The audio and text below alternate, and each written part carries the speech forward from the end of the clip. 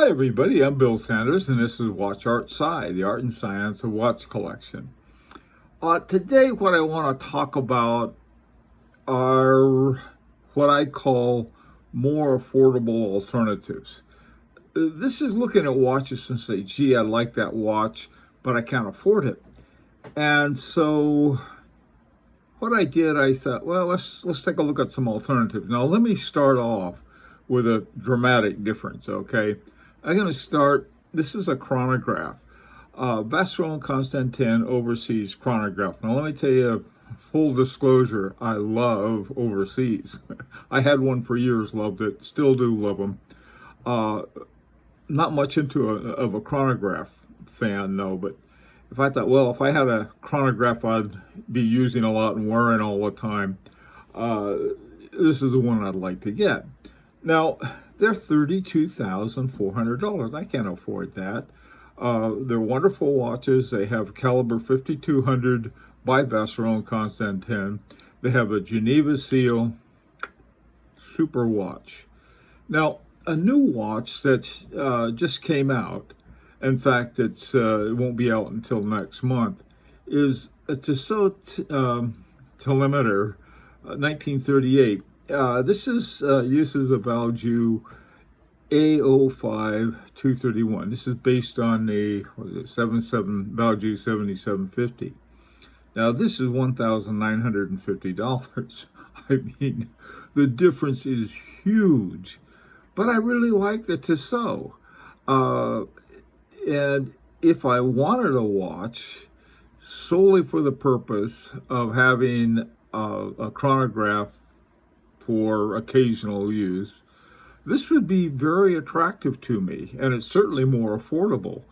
And so it's this kind of thing. Now, not all the ones you're going to look at have this same relationship, but you can find things depending on what you want the watch for. For example, I wanted a regulator, so I bought one. There was a Chinese one called Perpetual Regulator, $200. So sort of like check that off of my my checklist. But actually, the little regulator I got from China is a very nice one. Okay, now another pair of watches I want to take a look at are essentially the same watches. One, the Parmigiani Toric Quality Fluier, and the Parmigiani Toric chronometer 18 karat red gold men's 41 millimeter. They're the same watch essentially. The big difference is that the Toric Quality Fluier has gone through a testing process. Now the Toric chronometer is a chronometer, which means it's been certified by COSC.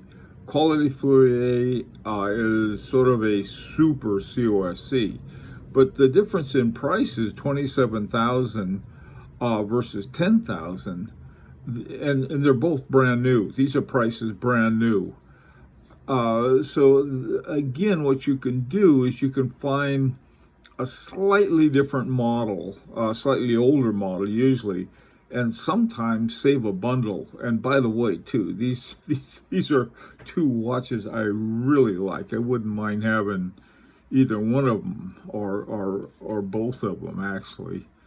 Okay, now here's another kind of choice. A Calatrava is such a classic men's dress watch. Gold, this particular Calatrava, the 5227J. It's got a self-winding mechanical movement, caliber 324SC. Now this one is $39,030. Prices of these are incredible. It's got it's a couple things about it. One, it's self-winding, and the brand new ones, well, at least the ones since 2009, all have silicone hairsprings in them, which I don't care for, but, you know, Patek Philippe could care less what I like. Now, I was looking at another one. Usually when people look at that, they look at the Calatrava, they'll look at, well, what does Audemars Piguet have or what does Vacheron Constantin have? And I was thinking if you want a really just classic men's dress watch, hard to beat the Breguet Classique. And so I looked at some classiques, and a brand new one is $23,200. Self-winding mechanical movement, caliber 777Q. And this particular one, because it's owned by Swatch, no surprise, it also has a silicone hairspring. So it's one of those things. I didn't want to look at two watches that one's got silicone and one doesn't. Both of them do. And and then I looked and thought, well, maybe compare, maybe a deal with, if you could find a really good deal on a used Calatrava with the same reference number. I found one. It was $34,500. Yeah, it's less, but it maintains about 88% of the price. On the other hand, when I looked at the Classique, it went from 23,200, same model, to 14,532. So it retains only 63%. Now, at one time I did a video and calling that low resale value is a collector's best friend. I still believe that.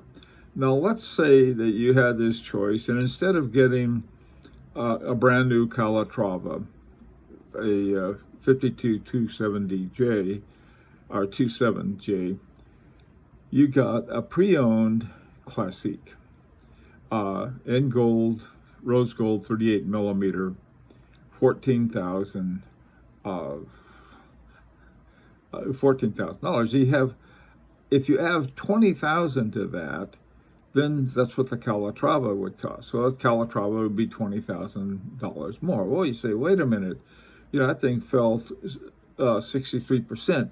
Here's the thing that's important to understand. Once the initial drop, it doesn't really drop very much. And so if you found one a couple years older, they may even be more expensive. But if you spent like $14,500, which is, it's a lot of money for a Classique, that being the first drop, that was one that just had one owner before it, you're not going to lose a lot of money if it goes down more. Now remember something, there's a difference between value and what you pay for a watch. Value is the quality of the watch. Value is not what you pay for it. Okay, value is, there are two different concepts altogether, and it's important to remember that. Okay, let's moving right along. Here are a couple German watches.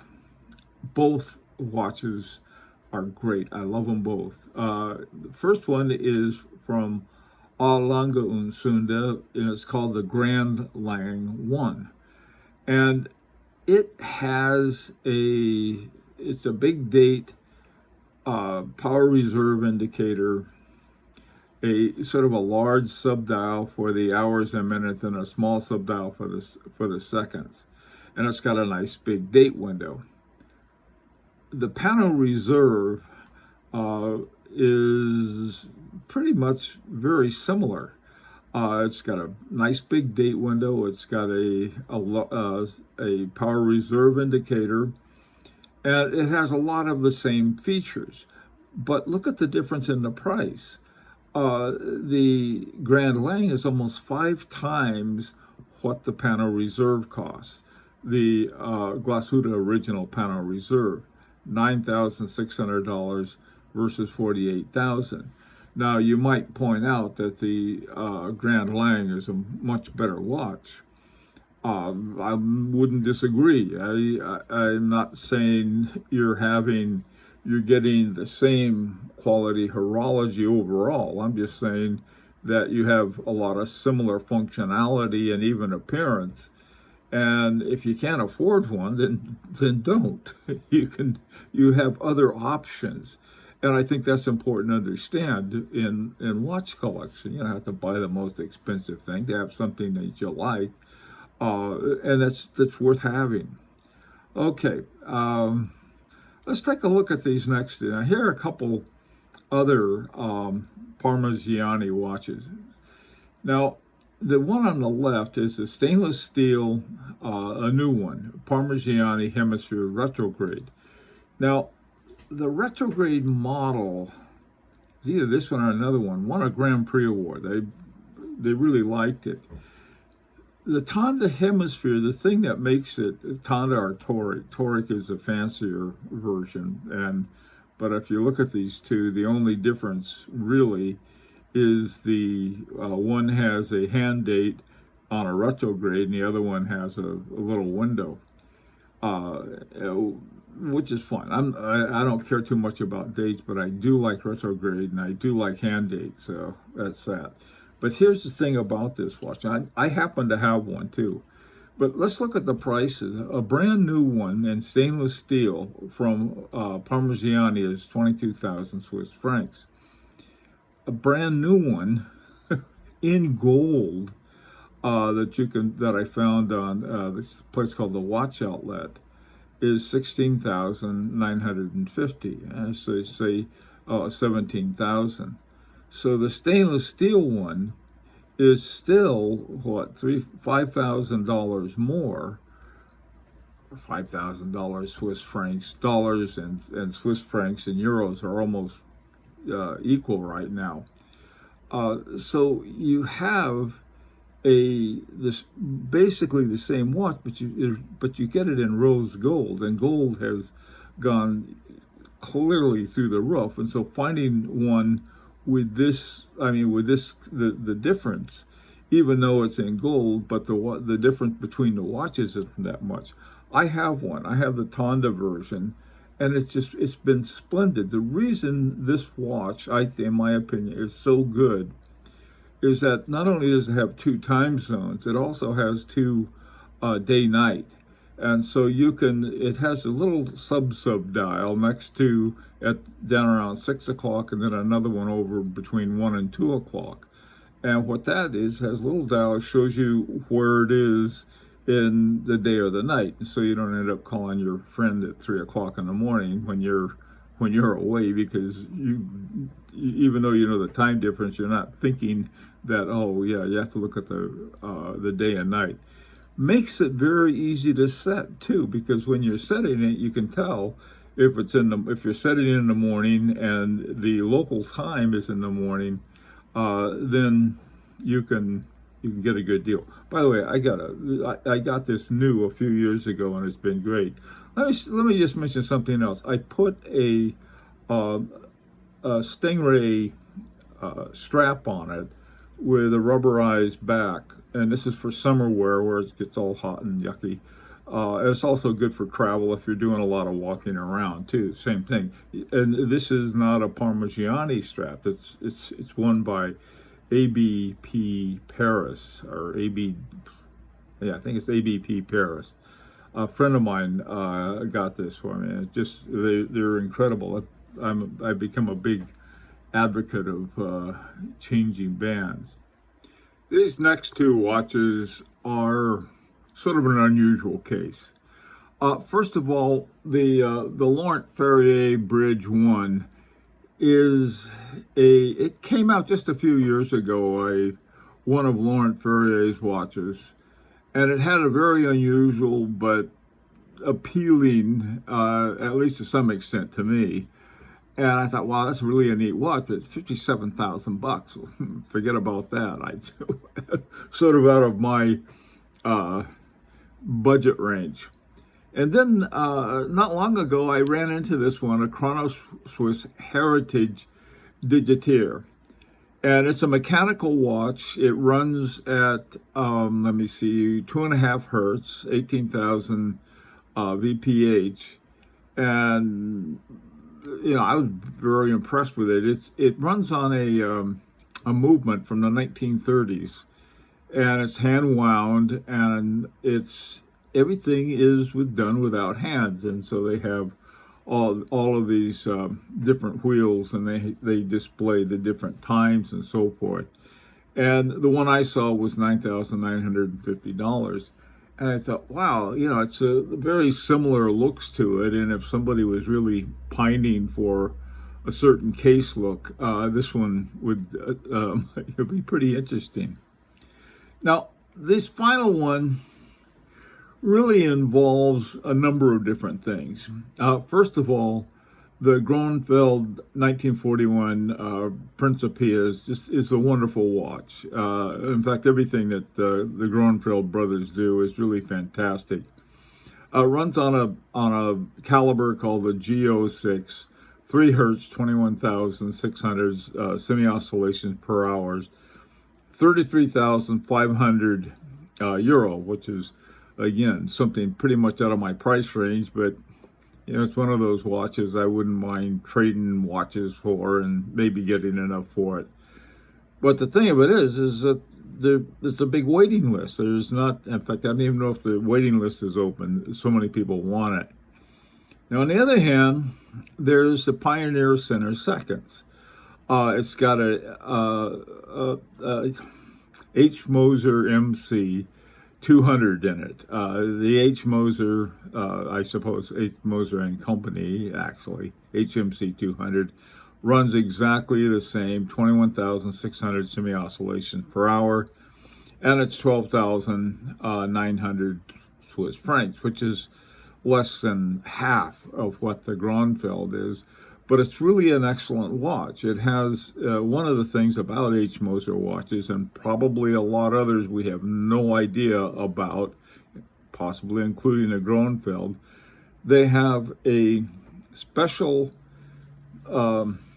Strassmann hairspring by H. Moser, and it's a super excellent hairspring. It's made with niobium and titanium to reduce magnetism. And when you look at the Pioneer Center Seconds, it looks, it's sort of looks halfway between a sports watch and maybe a everyday kind of watch.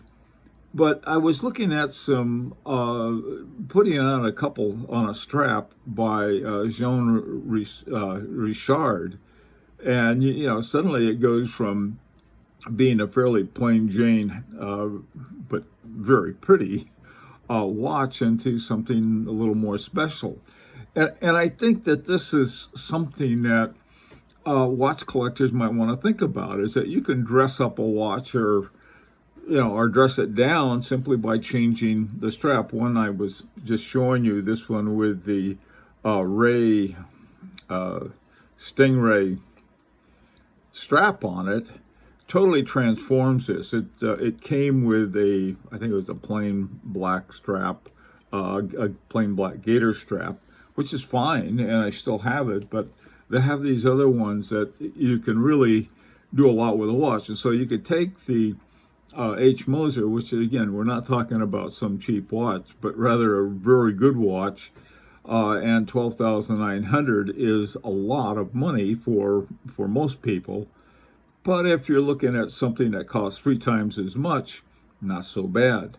And one way to fix it up, now the strap is that this particular one by Jean Richard is right around $300. So it's not a cheap strap, but it's to replace a rubber strap. Anyway, those are some ways that you can think about taking something and getting something more affordable when there's one you really like but you can't afford. Let me know what you think. I would like to hear of any kind of similar kind of substitutions you can think of.